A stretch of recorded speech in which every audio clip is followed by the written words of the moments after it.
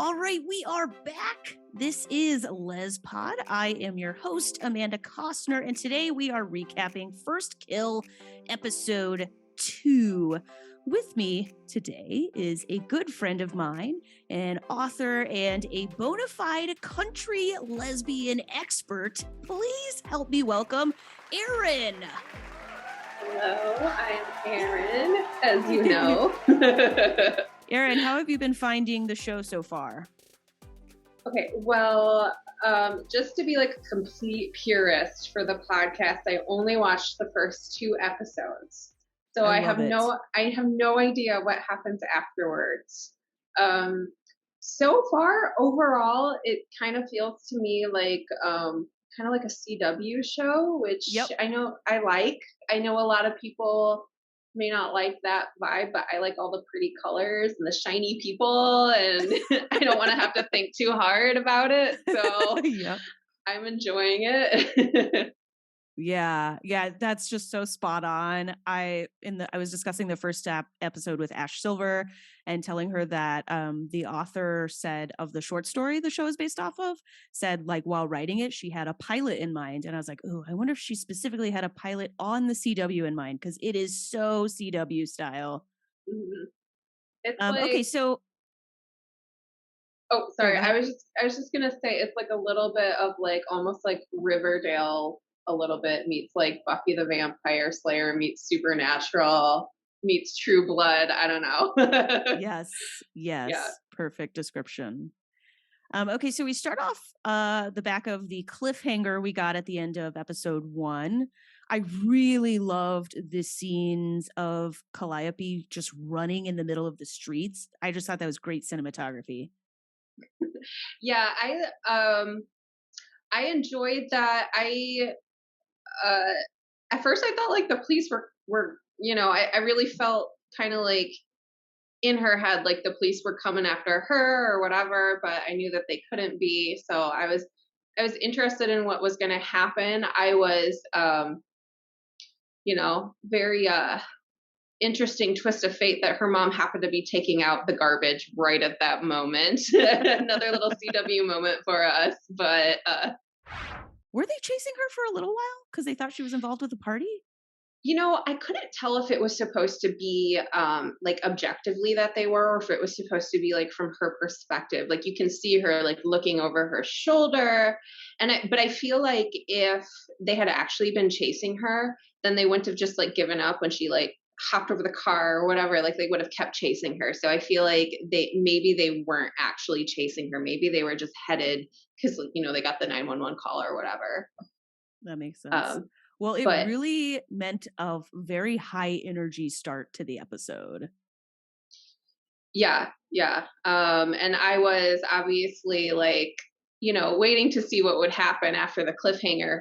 So I knew it was going to be something, but I wasn't expecting a giant green goo monster. I will say that. Yeah, we get back to Cal's house and Talia, Apollo, and Theo are contending with a monster. This is another, we saw them in episode 1, but this one we really get the green gooey. Some people are complaining about the CGI. No, I loved it. Not Erin. No, that like really made it for me. Like honestly, if it had been a better monster, I might have been sad.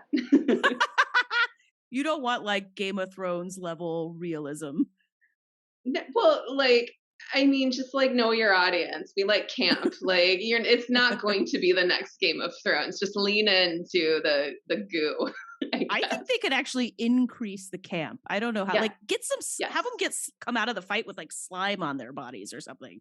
Yes, please do that. Like, and I feel like maybe, and maybe it's because I'm only 2 episodes in, but I feel like 1 minute it's like lighthearted and kind of silly, and then the next minute it gets like really intense. So I'm like, I want the tone to maybe go a little bit more in the silly direction. I totally agree. I think they could camp it up a little, especially since like they're not, breaking the bank on although from what I know, it's super expensive. So, but yeah, they need to up the campiness, I think. Yeah. make it a little more fun.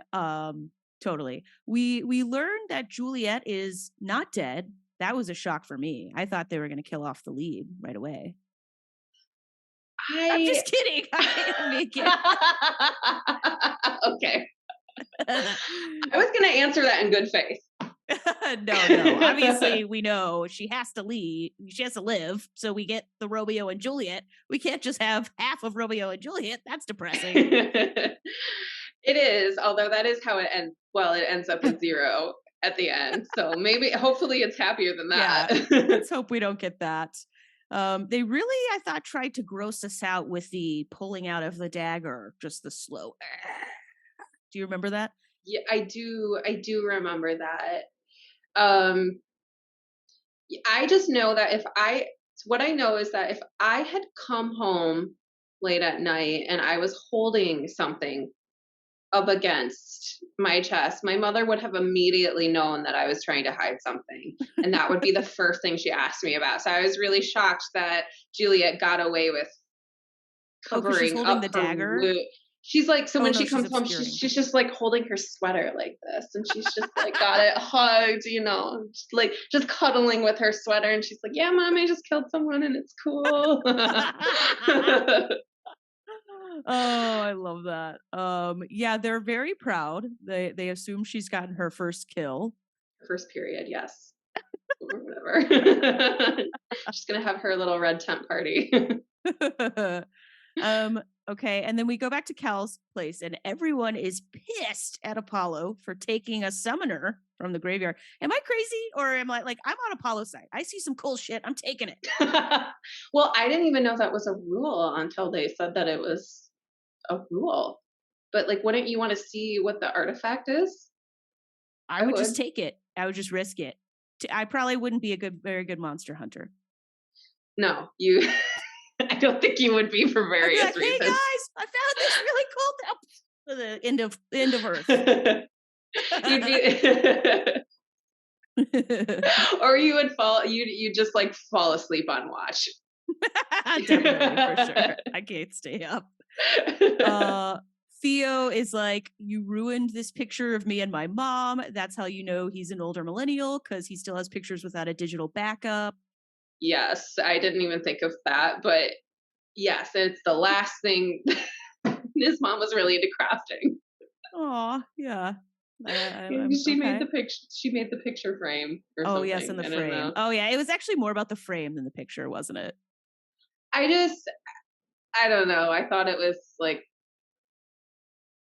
it was definitely like, it's like my last thing on earth that I have of my mother just was conveniently in the way of this monster. And this is a great object lesson for Apollo, who is obviously not going to listen. So yeah, no, he's got a chip on his shoulder. He's trouble. He's trouble. Yeah, he's like the his arc is going to be like learning to not be a kid who just wants to do the adventurous thing, and like he's gonna have to learn to calm down. Yeah, he's gonna have like a kind of like hopefully a mini redemption arc, because I like him. I like the character, so I want him to like. I like it too. Keep being a good guy, Yeah. Because I feel like the thing is like maybe he'll just get so frustrated or something that he'll. You the dark. I don't know. Oh, ooh, that's a possibility. We'll see if you're right. They're setting up a lot of tension. I don't know where it's gonna go. They are. Yeah, because then they have the meeting, and then right away in that meeting with that one guy at the bar, he's like, "I'm not into this at all. I'm just not into it." Yeah. He's like really like, yeah. So then we get to a really interesting part where Cal's mom is like giving her an interrogation, because she tells her mom like, "Hey, I staked a vamp," and then the mom's like, "Did the vampire disappear?"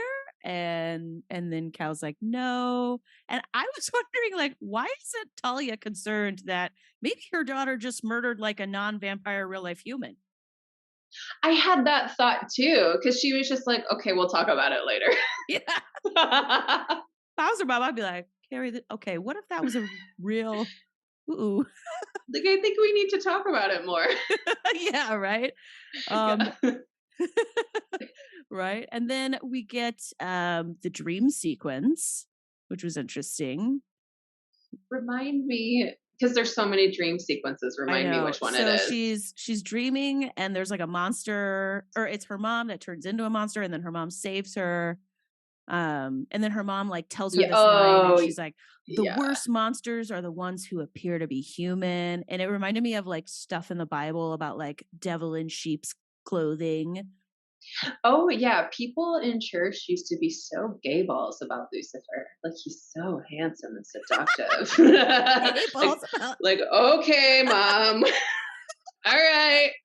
Your mom was like, look out for those handsome devils. Basically. No, you're right on though. You have a good point. Like, I think it is maybe alluding to the Bible a little bit. I don't know. The Bible's pretty sexy.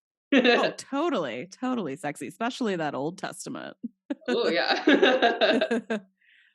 We get to Juliet's sister, who apparently is an intern for the district attorney. She's using it to get access to dead bodies.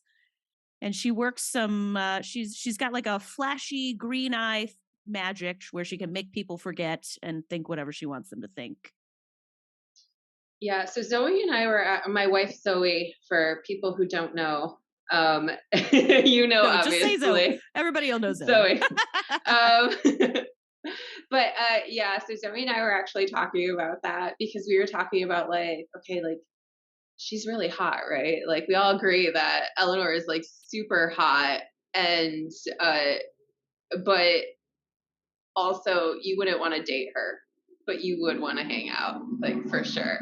So, and that's about it's a very one-dimensional character, but it's one that I really enjoy watching. So I thought she was my favorite in episode 1, because everything was it wasn't slow. It was like somewhat expected in episode 1, just because pilots are hard. They're setting everything up. And I was like, ooh, who's this villainous, hot, evil woman who's like, I don't care. I do whatever I want. I was really interested in her. Yeah. And that was, maybe like, I don't know if we'd seen her do that specific power before. Was that like the first? I think that was like the first time 2. She uses that. Mm-hmm. Yeah, so that was really interesting. I didn't know that the vampires had like different powers. Yeah, this is like one of our first clues that they're all kind of special. Yeah, so that was kind of interesting. And the liver part was cool too. Oh, when she's in the with the body and the cap. Well, I guess like the what's her name? Ashley Stanford, Ashley something. She like had her liver ripped out. Oh, Smashley, the girl that died. Yes, Smashley. That's what that's the only thing I remembered, was that they called her Smashley. Yes, Smashley has her liver ripped out. How funny is it that they make the victim of this like somebody who like parties a lot? Like, the pictures they show of the victim are always like, yeah. Smashley's parents really wanted everybody to know the real Smashley at her vigil. Well, Smashley, yeah. Well, it seems like the parents in this show are like super, super chill. They're like, they're the ones hosting the big party. Like, they're all hosting the big, like, somebody's parents are like hosting that party and buying all the booze. And when you walk into the party, they have like cocktails, like fancy cocktails set up. I'm like, whose parents did this? See, I didn't even catch that, but that makes sense. Well, I saw that and I was like, who's financing this? And then like the cops were like, where do you think they got all the booze? Oh, their parents. And I was like, that tracks. Like, yeah. It feels very 2022 that parents are now financing high schoolers' parties and stuff. Yeah. Yeah. I never got to go to parties like that. Oh, heck no. Me neither. No. I like, when I was in high school, the biggest party I went to was like a church lockdown or something. Like, I was not with the cheerleaders and the, I didn't experience it that way. I got to go to the high school musical cast party because I begged my parents to let me go. And they were like, I don't know about those theater kids. But they let me go.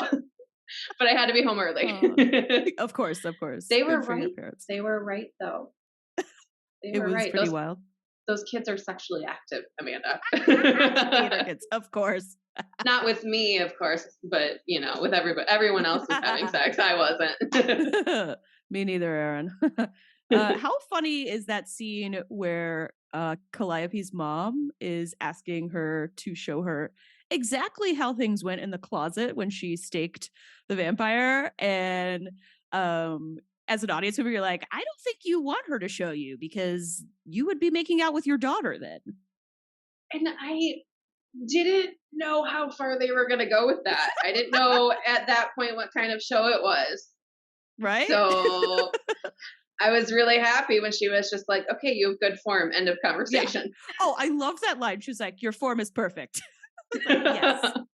Yes.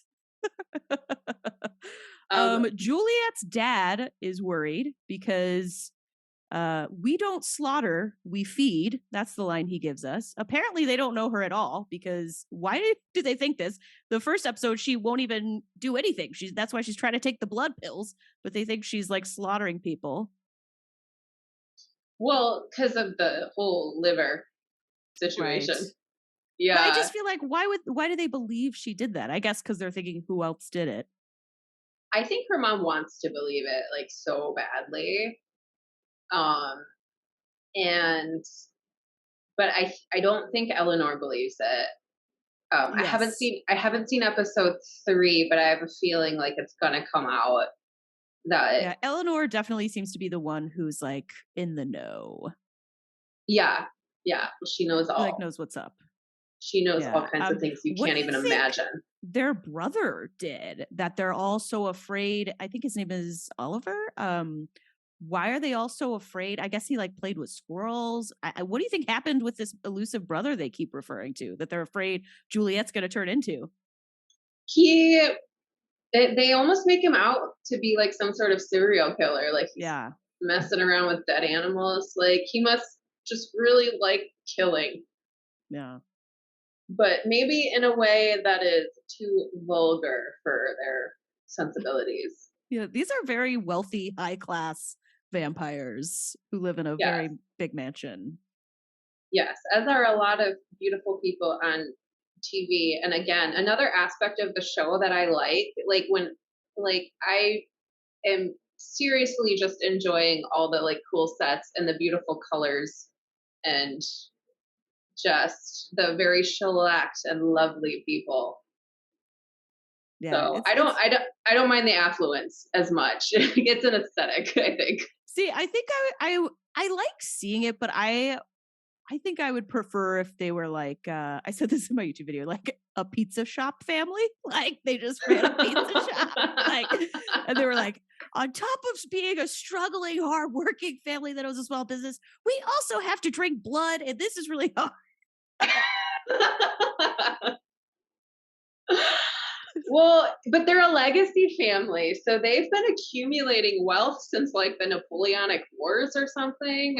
I don't know, like if they only owned a pizza shop by that point in history, like I wouldn't want to know what was wrong with that family. Okay, so that answers that question. I was going to ask you, like, obviously, I was going to ask you, how do you think you would do if you lived thousands and thousands of years and you would be a bazillionaire, you're telling me?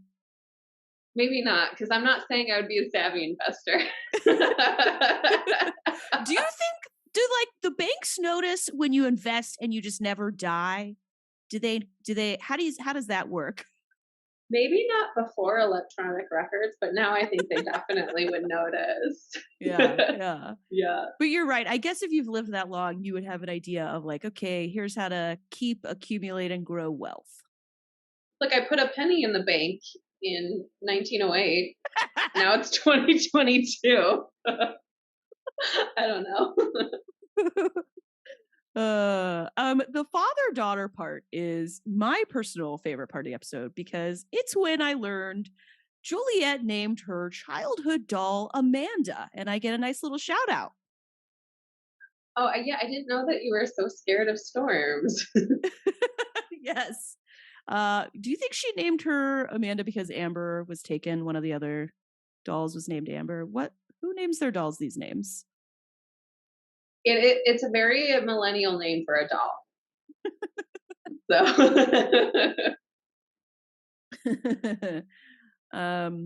Juliet's dad is like, remind me to tell you of my first kill story sometime. What a good vampire dad. I can't figure out, like, does he like killing, like, if it's just like to eat, or because he seems like a reluctant vampire, but like not so reluctant that I don't he's think he still, likes it. He's the district attorney. He's going after killers. but they're all still like, well, you have to get your first kill, and let me tell you about my first kill. So I'm getting mixed signals a little bit. I know. Yeah, hopefully that gets explained a little more of why the first one has to be a kill.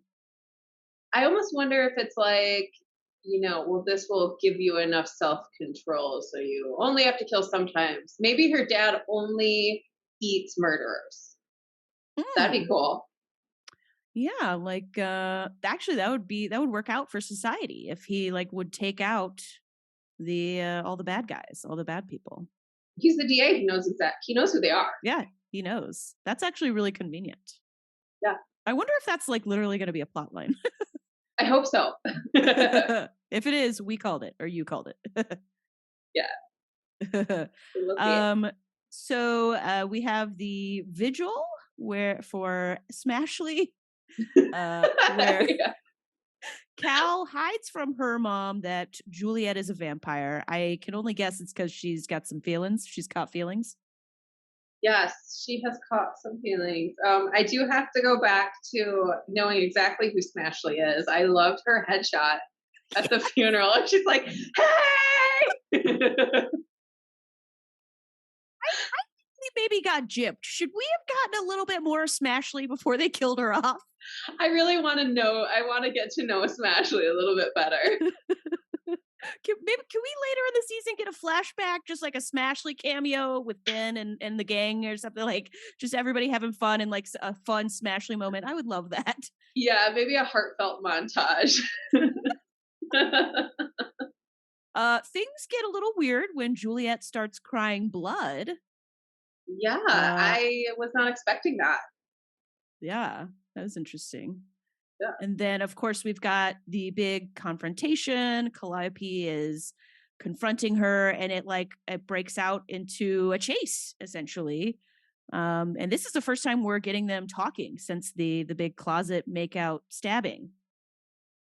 Well, okay, so I struggled with this a little bit because you see that Cal is like really drawn to Juliet. And I feel like in episode 1, they like really establish like how like that Juliet has the hots for Cal, and she's like so into Cal, and like I could see that. They didn't really talk about why Cal would be like so into Juliet, and so I wasn't feeling the chemistry there. So they're trying to like, Cal's like chasing her or whatever through the school, and I was like, I just didn't think she was that into Juliet. I think we're getting this, or maybe we're supposed to get it off just the back off of their physical chemistry in the closet, and that's it. Like, surprise. Because I don't know if this has ever happened to you, but I actually have experience where I like didn't think I was into somebody, and then I started making out with them. Don't ask me why I'm making out with somebody I didn't think I was that into, and then I was like, and then after that, I have actually walked away being like, no, I am. That felt good. So I wonder if the surprise, to me, I viewed it as Cal was trying to kill Juliet once she realized that Juliet's a vampire. And so she was using all the closet stuff to get her in the position to stake her. But then she realized like she was into it. And so then since then it's been more of a physical thing. But you're right. We're not really getting a ton of why Cal is like super into Juliet. Yeah, I hope that they like, I can kind of see your point. Like maybe she just like really enjoy it that much, but I hope like maybe in the next few episodes they get in a little bit more to why, like what the attraction is on Cal's side.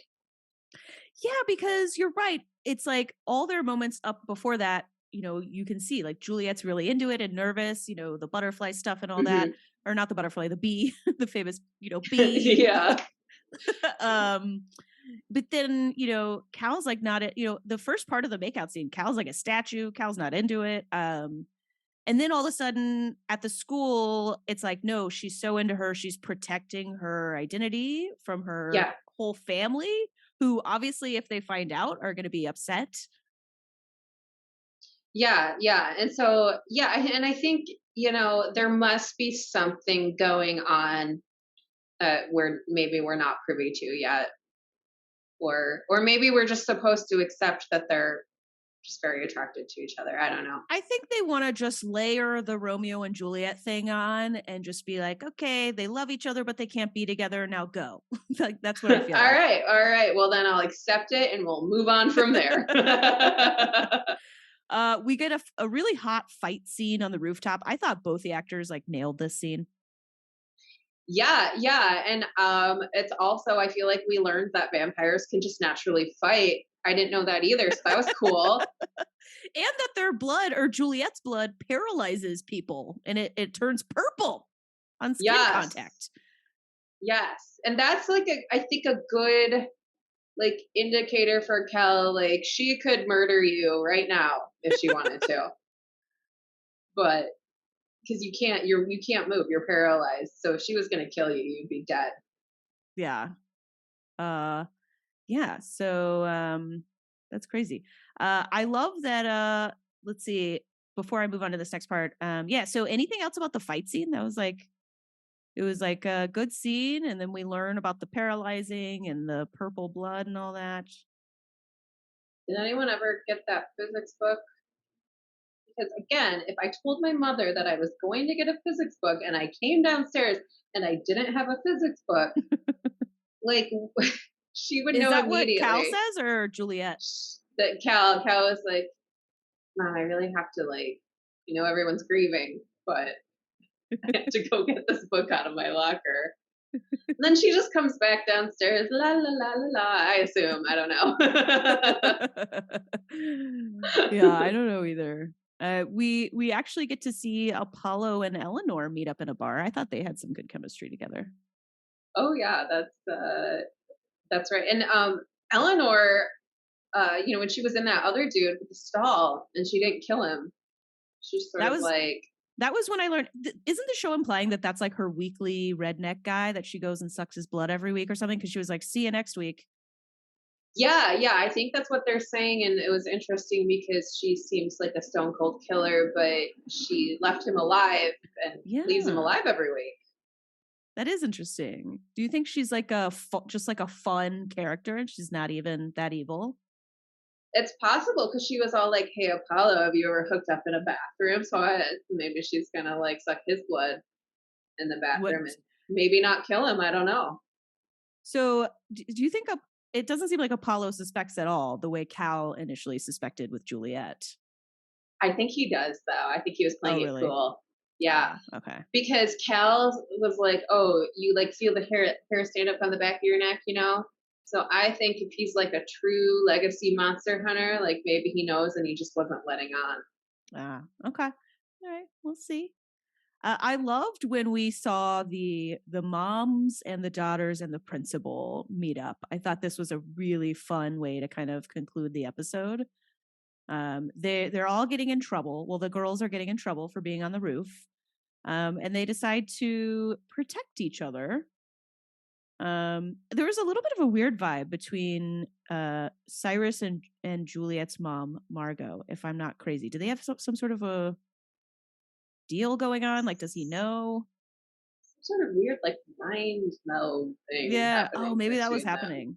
I don't know. It was like she was.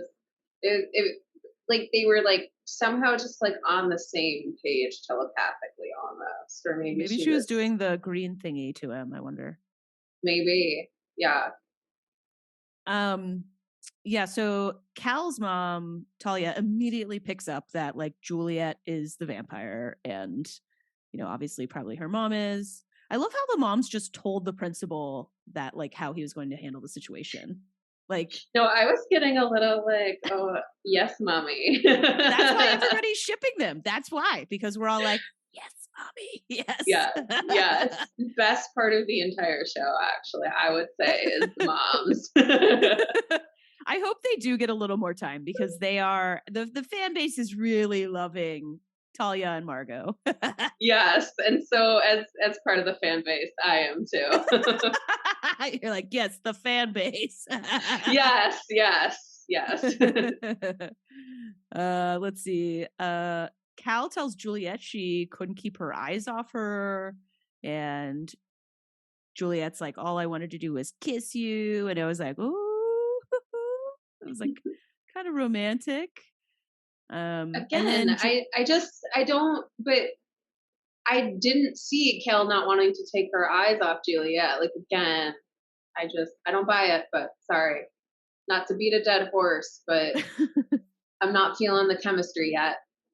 Maybe we'll get more of that later if they spend more time together that doesn't involve fighting or kissing. Maybe, or maybe more fighting and kissing. I don't know. Erin, you're like, no, that's not what I meant. No, not at all. That's the opposite of what I meant. Like, what are you talking about? Just make the moms kiss. I don't care what else happens. That would be awesome. We can only dream. Yes. Juliet asks her, like, would you still have staked me if I didn't bite? And then I think Cal lies here when she says, yes, I would have staked you. Yeah, me too. But apparently Juliet knows she's lying because she can hear people's heartbeats. Yeah. Isn't this a Twilight thing too? The vampires can like sense people's heartbeats and tell whether they're lying, or am I crazy? I never read Twilight. I watched the riff tracks of the first movie. Erin, I'm gonna go ahead and say I don't even know what riff tracks means. It's like Mystery Science Theater 3000. It might even be the same guys. I don't know, but it's the movie with commentary. But I've never actually sat down to watch the movie. Like, yeah, I'm gonna watch Twilight today. The movies are terrible. I hope people don't hate on me for this. I think the movies are terrible. I love Kristen Stewart. I'm on the Kristen Stewart bandwagon. I'm just give me Kristen Stewart and Charlie's Angels. Kristen Stewart, Twilight. I don't need to watch that, and I don't feel like it's because it's a straight relationship either. Although it doesn't help. Well, I mean, I think it just came out. You know, I'm hitting 40. I think I was not the age range for Twilight, so I just never read it, never really saw any of the movies or anything. But it wouldn't surprise me, like a vampire, if they were like being able to pick up on someone's heartbeat because it's like their lunch. I don't know. Blood pumping machine. Yes, that's the blood.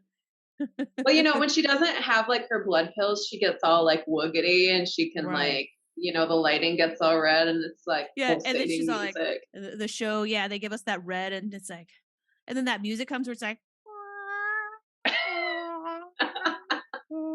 you're like, oh, she's struggling. They're telling us she's struggling right now. I like that she's a terrible liar. I think it's cute and it like humanizes her. Yeah. Without Margot's mind control, the principal never would have bought it. Yeah. She needed help. They used some mind control in the principal to get this. Something, obviously something happened there. I don't know what yet, but, or she's got some dirt on him. Okay. Ooh, I don't know. That could be the case. Cal comes home and Tess, her ex/best friend is there and her dad is there and everyone is getting ready to rampage on Juliet's family, on her new precious family. That's when we learn that there are legacy vampires. That's what this family is. Something about the Garden of Eden or something. Is the show implying that they were there at the time of the Garden of Eden? I didn't quite understand that. So I didn't pick up on that. But would they have been in addition to Adam and Eve? I know, right. Is this Adam and Eve? Is that what the show's going to give us? Adam and Eve vampires? I don't know. Makes sense? Or I don't know if it makes sense at all. I don't know that it makes sense, but they're a man and a woman. You know? Well, neither is named Steve, so I have it on good authority that God did not make Adam and Steve. But I don't know if God made vampires. No Christian has yelled that at me yet, so I'll let you know if they do. Let me know. Talia says each and every one of Juliet's family members must die, and Cal's face is like, even the hot lesbian one. But then she's just like, cool. And we end the episode on that note. Another like somewhat cliffhanger, because it really makes you I don't know if it's a cliffhanger, but it really makes you want to skip ahead to the next episode. Yeah, and well, I wonder if they're gonna do that every episode, because that was kind of with the first two. I was like, now I have to know what happens. Yep. I'm wondering if they're using it as sort of like a mechanism to just keep people binging the series. Like it's 2 episodes in a row where I'm like you said, like I have to know now what happens. Wait, do you think that Margot as a vampire can fight just like Juliet and like Talia and all those folks? She's got vampire powers too. Maybe we can get like a super hot mom fight, and then afterwards they kiss. Yes, I think that, because if that doesn't happen, then this world is not right.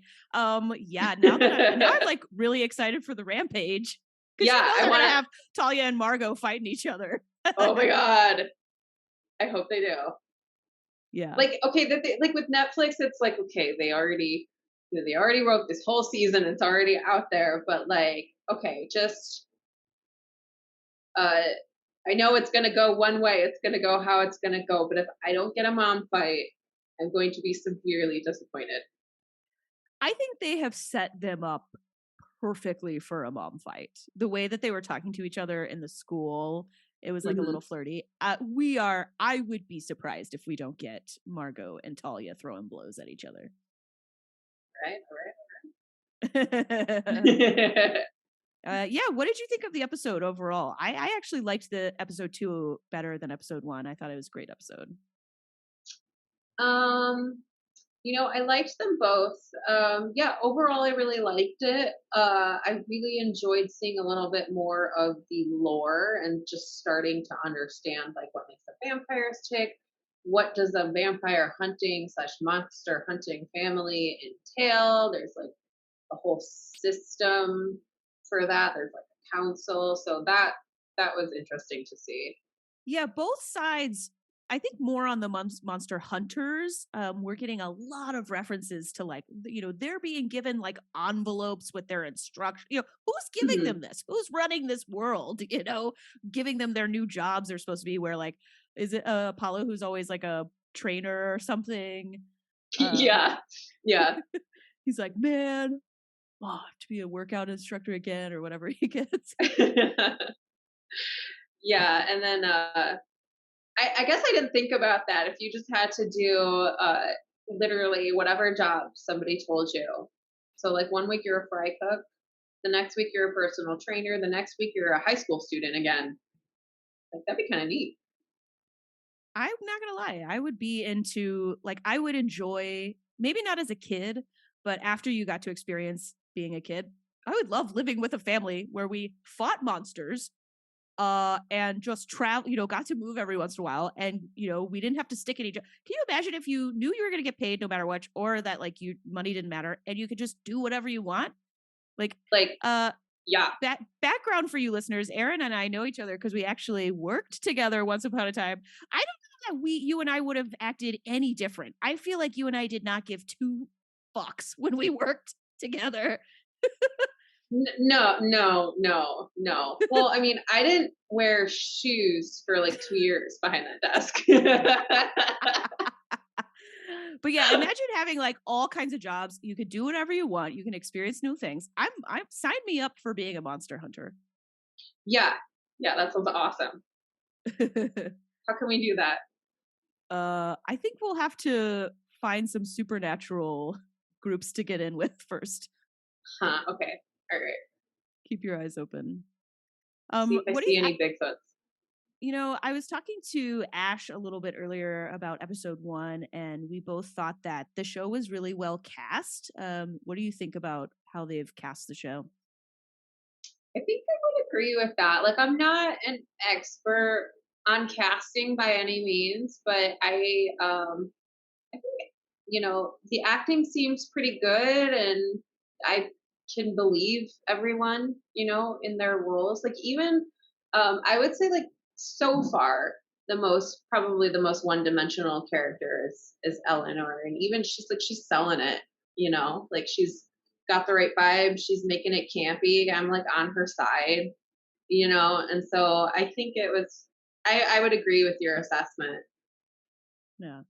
Oh yeah, definitely. Another thing is, like, I like that the high school students don't look like they're in their 30s. Yes. Yeah, Ben, Juliet, Cal, Smashley. Especially. they all look like kids. It's distracting, CW. I'm sorry. I love you. It's distracting when you have Luke Perry. I know this is aging myself. You got Luke Perry, who was like 57 years old on 90210, and they've never stopped doing that. They continue to cast old people for high school shows. I know. If you like, I recently rewatched She's All That, and you have like what is supposed to be like a 17-year-old femme fatale, and I'm just like, this is gross. And there's really, luckily, I haven't seen any of that so far with the show. They, obviously they're much wittier than I was as a high schooler, but so far they seem to be mostly age appropriate, I would say. The only thing I will call out from this episode, I forgot to mention, I did think, okay, Juliet leaves her cell phone and doesn't realize it until how much later in the episode. I was like, I don't even leave the bathroom without, where's my phone? Did I leave it with the shit in the toilet? I don't, like, I could never, if I got stabbed, okay, and when I'm leaving the party, I'm going, make sure I have my cell phone. How did she get home? How did she leave her home? Yeah, well, I wondered that too. Like, unless she just walked, like she would have had to like call an Uber. It doesn't look like there's cabs going up and down the street and wherever the fuck, Bel Air. I don't know. Did they say that this was Savannah, like Savannah, Georgia? Oh yes, I'm sorry. I don't know why I thought it was LA. It looks kind of like LA. I don't know if it is supposed to be Savannah. I'm looking this up. Like, it is. It is supposed to be Savannah. But is it Savannah, Georgia? Yeah. Because nobody has a Georgia accent. Oh my God, you're right. Like, they all sound like they're from, like you said, like LA. None of them sound. I mean, I don't know, for the folks listening, if you've never been to Georgia, it is the deep South. Maybe your next podcast should just be redoing the entire episode with the right accent. That would you really have staked me if you had known? No, I wouldn't. The worst monsters are the ones that look like humans, and they fool you because they're in the sheep. I don't know. You got that, Shug? All right. Sweetheart. Well, bless your heart. Yeah, that is interesting. Is that's the not realistic aspect, if except for the monster hunters, since they're obviously relocating. But at least the high school kids, the other friends, should have some accent. They were very cosmopolitan high school kids. Mm-hmm. I would say. Yeah. I didn't hear any mention of football or. Oh yeah, actually they did talk about football because Ben's like the quarterback, right? Oh, is he? I clearly. Yeah, this is like a very progressive, and I love it. Ben is. It seems like he's like the most popular guy in school, and he's like a gay man. I'm loving it. Yeah, I do like that he's gay and nobody comments on it. In fact, nobody comments on anyone being gay, really, which is nice. In this world, it's like fully accepted and not a thing. Yeah. I feel like women-loving women communities have been asking for this for a really long time. And I wonder if that's part of why the community has really fallen in love with this show. Well, I think, it's sometimes hard to find things with lesbian relationships, A, just in general, but B, that aren't just like horribly sad and tragic. And so being able to see just like a high school show that's kind of campy, that centers on a lesbian, like two lesbians, that's pretty awesome. You're totally right. A lot of people have been talking about what great representation this is. That, like you said, it's not an issue. And yeah, I agree. It's really fun. Yeah. I'll take as much. Oh, sorry. No, go ahead. Any more thoughts there on the No. episode? I was just gonna reiterate: take as much representation as we can get. I think that our next step is like, I think it's really great that we're getting this. I'm loving it. I do think we still maybe don't have as much representation for like Black lesbian couples on mainstream shows, or like, you do see, in my opinion, more interracial couples, but still not as many, couples where it's like two Asian women or something like that. So, but yeah, that's not to take away at all for this. Like, this show is killing it representation wise, in my opinion. Mm-hmm. Yeah, I agree. Any other thoughts on the episode or on the series? Just, before you play with bees, make sure your EpiPen is handy. Or if you're a vampire trying to stay on the down low, don't make it obvious that it's not bothering you at all, that you have a bee in your hand. Yeah, exactly. So yeah, tips for vampires. That's really what I want to leave you with, is dating tips for vampires. Okay, love it. Erin, thank you so much for coming on the podcast with me. I've had such a great time reconnecting with you, and I've loved all your thoughts on the shiny, loving the scene work and everything about the show. So thank you so much. Thanks for having me. All right, that is the episode 2 recap for First Kill. Thank you so much for listening or watching. If you are watching, make sure you're subscribed to the channel. If you're listening, make sure you comment and rate and subscribe, however you hear podcasts. I am Amanda Costner, and I will see you back for episode 3 with special guests, my wife Ro, and also Nika.